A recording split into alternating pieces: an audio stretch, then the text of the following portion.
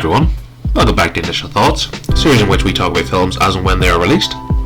Today's film we're focusing on is probably the biggest release of the year box office wise, Spider-Man No Way Home, which is directed by John Watts and stars Tom Holland, Zendaya and Benedict Cumberbatch along with a host of others. So after a long wait, a longer wait due to obviously what has happened over the last 2 years and the cinemas being closed for a large portion of that, we finally reach what I would describe as probably the biggest release since the cinema has flourished again, is probably the best way to describe it. Spider-Man No Way Home has the potential, or certainly had the potential, to be one of the most hyped films in, you could argue, ever, with the build-up of the delay of it being so long for it being released. Obviously we were supposed to get this, was it 2 years ago? Certainly a year or a year and a half ago. And there was a point with Spider-Man No Way Home that it built into this kind of hype train that was not stopping, and this continued to be hyped. And I'll be honest, not that I wasn't excited for the film, don't get me wrong, I absolutely love the two prior films, the two prior Spider-Man outings, the Homecoming and Far From Home. I thought were both great Spider-Man films, but I wouldn't really say that I was, counting down the days till No Way Home until about 2 or 3 weeks ago, and the trailers had come out. We knew a bit of what we were expecting this film, but the potential of what may be in this film, the hype was just getting to the point where it was hard not to be excited for this film. So I got to maybe 2 days ago, and if you follow me on Twitter, you would have seen that I turned my Twitter off. I had to just log out for 2 days. Didn't want any spoilers, didn't want to hear a thing. I wanted to see this film with fresh eyes, as I know a lot of you guys would have done as well, and I am very, very glad I did. So when a film is as hyped as No Way Home is, it has to be at least good. There's a point where, it's either going to be a complete disaster, or it's going to be just decent, or it's going to be something, higher than that. And for the minimum, what a lot of the audience, and myself included, would have wanted from this film is a decent story that shows off a lot of the stuff that we love already about this character and these kind of template that the Spider-Man Sony/MCU films have had before, as mentioned in Home Game and Far From Home. They kind of hit the same beats. Far From Home and Homecoming, they dialed up the kind of intensity. Homecoming, where it's nearly like a teenage drama with Spider-Man. Far From Home felt more like a worldwide occasion. No Way Home dials that up to 1,000,000. And No Way Home is a film that, it's not good. Spider-Man No Way Home is not a good film. Spider-Man No Way Home is absolutely brilliant. It is so good. It is far better than it has every right to be. It is a film that, we could have got some cameos, returning villains, and we said, yeah, happy days, and, great Spider-Man film, and that's it. Spider-Man No Way Home is genuinely a brilliant film. So good, and I am so pleased that this hype and this journey that the fans for this film have been on, because I've already mentioned I am a big fan, and I follow the Marvel films, I follow Spider-Man. I followed them from 2001, and it's not a franchise that I live and die by any means, but I do absolutely love it, and I do want to see it done well. And prior to No Way Home, I would have said the best outing in film history for Spider-Man was Into the Spider-Verse, the animated film by Sony a few years ago, which I think which I had to say was the pinnacle of Spider-Man storytelling. You've got that, and then you've probably got maybe Spider-Man 2/Far From Home. They're probably about even for me. Spider-Man No Way Home is the best Spider-Man film. It is better than all of them, because it is... I thought coming into this and I'm sure a lot of people were the same as me coming into this, that the hype would have been too much. It's hyped so much that this cannot live up to the stupid expectations that people are thinking. It cannot do that. This film does, and more. Spider-Man No Way Home is absolutely brilliant. I've said it once and I'll keep saying it. The character moments, it's a really emotional film. If you kind of thought coming into this film you weren't really attached to these characters, or you just were a little bit, there is such beautifully written character moments throughout this film for every character, but none more than Tom Holland. And I have to take a bit of time here and talk about Tom Holland. Tom Holland I haven't really seen in anything else, and I know in the upcoming year we will see him as Nathan Drake in Uncharted, and I know that's already has some question marks, but basing on what we've seen of Tom Holland so far, I know he's been in, there's some other niche films and maybe not as big blockbusters. I mean, not many are as big as Spider-Man, but Tom Holland as Spider-Man is the definitive Spider-Man. I thought that after Far From Home anyway, and even his performances in things like Infinity War and Endgame and Civil War, even when he was introduced, he is exactly, I mean, I'm not that big comic book guy, I don't know the ins and outs of everything about Spider-Man, I'll admit that from the outset, but there's something about Tom Holland, and don't get me wrong, big Tobey Maguire fan, big Andrew Garfield fan, not the movies themselves. I mean, Spider-Man 3 and both of the Amazing Spider-Man films I do not like, but I like the performances of both Tobey Maguire and Andrew Garfield in both those films. But I think when it comes to Tom Holland is just a bit above. He has the real charisma. He has the kind of teenage angst that you're just always rooting for Tom Holland. You want to see him succeed, and when he gets knocked down, you want to see him get up again. And that carries from the moment you meet him in Civil War to this and wherever this leads. Spider-Man No Way Home is Tom Holland's best outing on film, I would say, from what I've seen. And I want to give a mention to Zendaya as well. Zendaya gives a brilliant performance in this. Brilliant performance. And also Benedict Cumberbatch. And I would also like to say, I'm a big Willem Dafoe fan. I think he is, and he's on another level in this film. He is absolutely great, as is Jamie Foxx, as is Alfred Molina. Everybody else that I don't want to go through just the list of villains that are in this. You know they're all there in the trailer.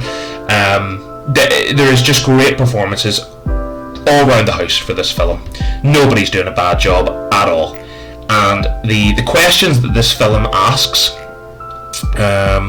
or maybe not questions, but the kind of avenues it explores is so well done.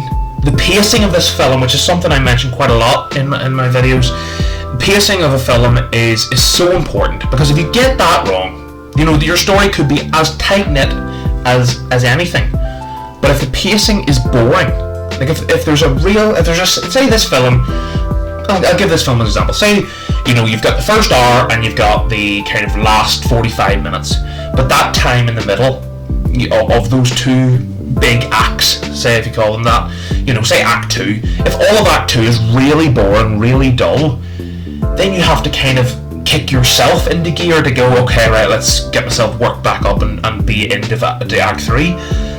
This film is non-stop, and it's constantly engaging, and that's a phrase I do like to use. I'm sure if you've been watching the channel for a while now, that's a when I like a film, I use the term constantly engaging a lot. This film is a great example of that, and it's a real reward, in the same way that things like Infinity War and Endgame and these big kind of what's the word? Kind of monumental films, these kind of landmark, that's exactly the word I was thinking of, these kind of landmark films for Marvel, they get to a point where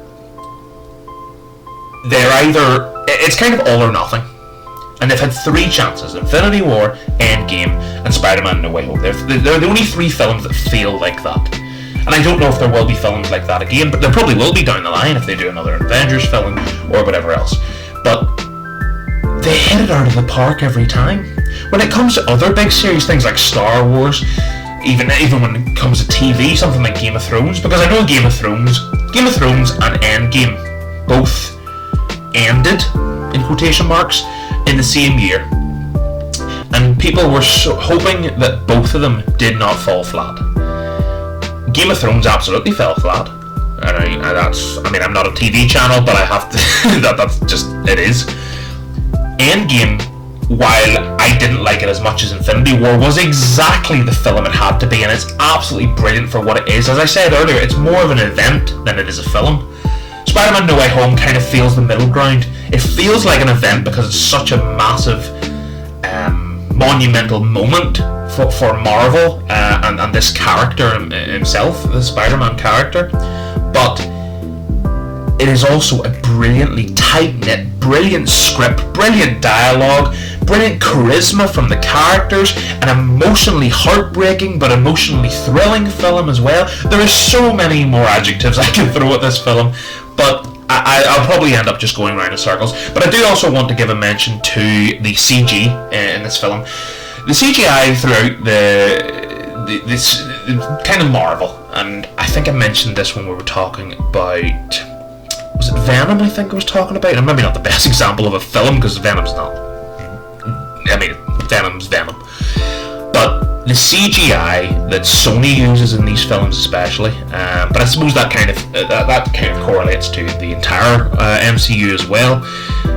The CGI is on another level at this point.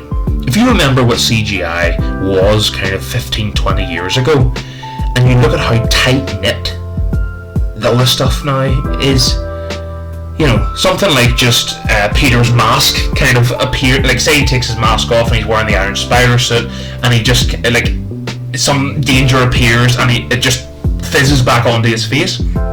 Like, it's like our brains are just conditioned to it now.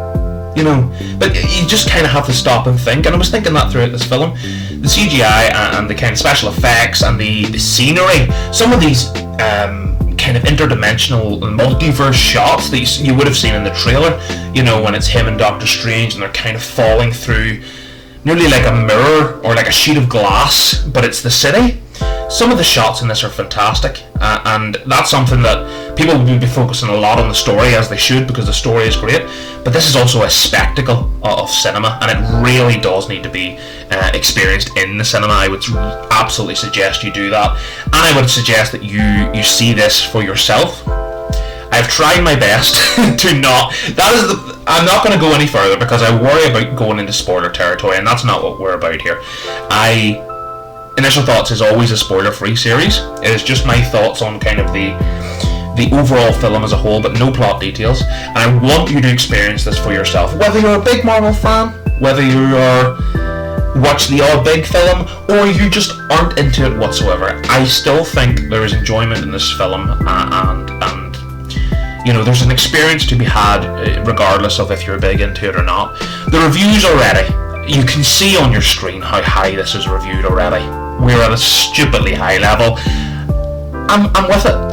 I'm with it. Spider-Man No Way Home is an absolutely amazing cinematic experience. The hype was so worth it. I'm so glad it's not only good, but absolutely brilliant. And Spider-Man No Way Home, for me, is a 9.5 out of 10 and is absolutely deserving of it. I can't wait to go and see it again, and I would implore you, if your local cinemas are open and you're debating going to see this, or you're hearing a lot of people, maybe it's your friends, maybe it's your family, talking about, oh, I'm seeing that new Spider-Man film, or seeing it was great, listen to them, go with them, give this film a go. It deserves the world, and it's a real nice cinematic end to our film year. I know we have a few films here maybe coming out before the end of the year here, but for me this is where, yeah, I think Spider-Man No Way Home will be the final initial thoughts of 2021,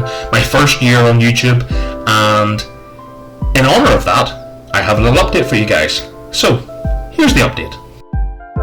So guys, while you're here, I thought I would let you know about some updates coming to the channel just as we get into the new year here, and celebrate 1 year of the MrStranStran channel. First of all, Initial Thoughts itself is getting a rebrand.